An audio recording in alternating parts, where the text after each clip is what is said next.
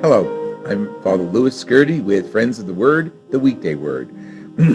Each time we gather, we try to reflect on the Scriptures, sometimes applying it to our own lives, sometimes referring to a saint who may have in his or her life epitomized or characterized the Scriptures. And what are the Scriptures? The Old and New Testament. And of course, Jesus Christ is the fulfillment of the New Testament. He is the way, the truth, and the life. So Jesus gives us the first step of how to imitate God's will in our lives. My mother's name was Rose. She was named after Saint Rose of Lima of Sicily. We're not going to talk about her today, but we are going to talk about another Rose, Saint Rose of Lima, Lima, Peru. She is the patron of Peru, and she's another patron of South America. But Saint Rose of Lima, and we're going to use her as an example of a reading from Paul's letter to the Corinthians. More than once in our scriptures, we look to Jesus, and it's, even the saints, even the evangelists, the apostles, the epistles, put us in situations that make us look goofy in the name of Jesus. And I always think of Paul saying that he boasts in the fact that he's a fool for the sake of Christ. Another way of saying that, he's a fool for Christ's sake, but we don't use it that way. But basically, if we imitate Jesus Christ, we are fools to the world. Happy fools. Fools in imitation of God's new way of looking at life.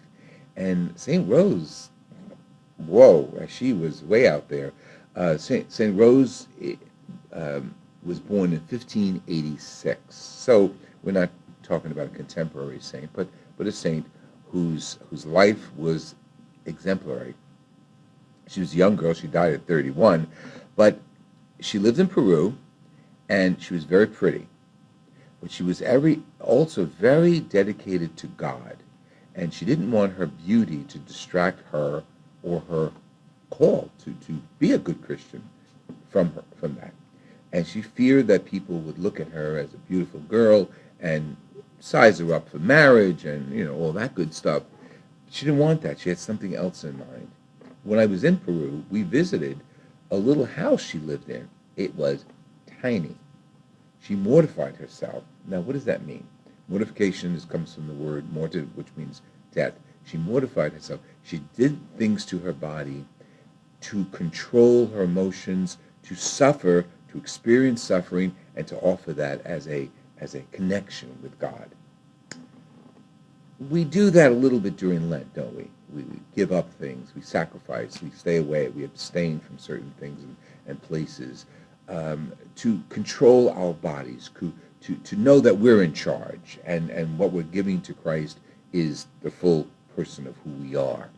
Well, she went through extremes. She tied rose thorns around her head and felt the pain of the thorns. She rubbed red peppers on her face so that beautiful face would be not beautiful any longer, but marred.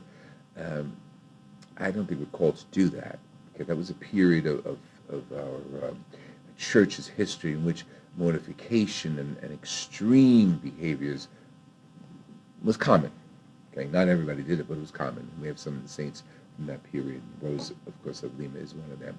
She lived in a tiny little house, hardly any services that you and I are used to.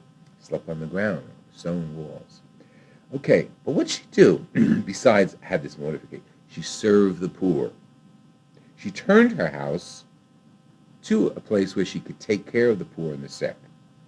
She did what Christ calls all of us to do, to treat each other as brothers and sisters, to treat one another as brother and sister, to take care of the marginalized, the poor, the migrant, to really care.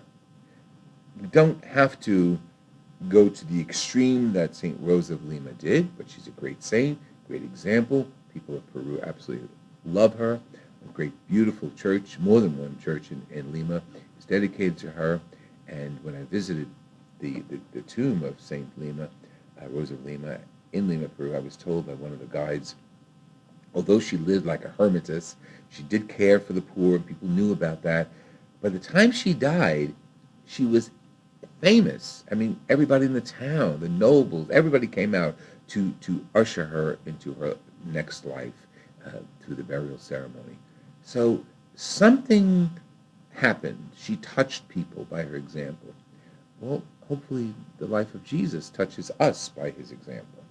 So let's read this little letter from St. Paul to his second letter to the Corinthians. Talk about using herself to publicize, to propagate, to evangelize Jesus. Brothers and sisters, whoever boasts should boast in the Lord. For it is not the one who recommends himself who is approved, but he who recommends and is recommended by the Lord. If only you would put up with me and my foolishness for a while. Please put up with me, for I am jealous of you with the jealousy of God, since I betroth you to one husband to present you as a chaste virgin to Christ. So, the reason that reading is chosen for the feast of St. Rose of Lima, which is in August, is because of the virginity piece, that she's marrying Christ.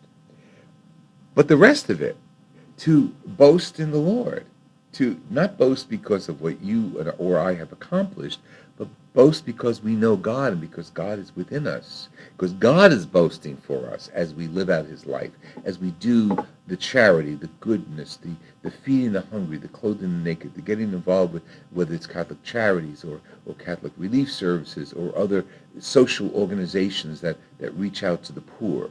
To be just, to be part of our parish justice committee, to get involved with things that promote Christ. So our action is boasting in our faith of God. Our action is boasting Christ. Paul says, whoever boasts should boast in the Lord. In other words, follow the Lord. It is not the one who recommends himself who is approved, but he whom the Lord recommends. That's you and me, hopefully. So God is calling us to be his advocates, to promote him in our love, as Saint Rose of Lima did in her simple way. That was outstanding. Do it in your own way. Boast in the Lord. This has been Father Louis Scurti with Reflections on the Word. Thank you for joining us.